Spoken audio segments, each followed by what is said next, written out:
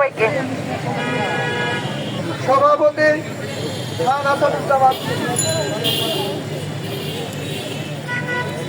বন্ধুগণ, বক্তব্য দেওয়ার বিষয় না, বিষয়টা হচ্ছে উপলব্ধির বিষয়।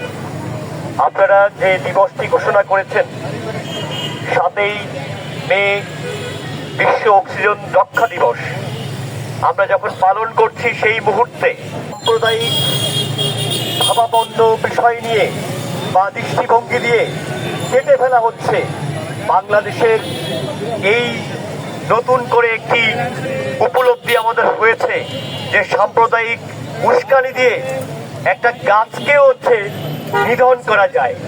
এত বছর শুনেছি সাম্প্রদায়িক উস্কানি দিয়ে মানুষকে মব জাস্টিস করে তাকে হচ্ছে বিভিন্নভাবে হেনস্থা করা যায়, তাকে হত্যা করা যায়, তাকে নিপীড়ন করা যায়। আবার ঠিক ডান পাশে এইখানটাতে হচ্ছে সোহরাওয়ার্দী উদ্যান। আপনারা জানেন এই সোহরাওয়ার্দী উদ্যানের ঠিক গেটের একটু পাশেই আমাদের স্যার অধ্যাপক হুমায়ুন আহমেদ স্যারের উপরে হামলা হয়েছে। আমাদের তার কি আমরা বিচার পেয়েছি?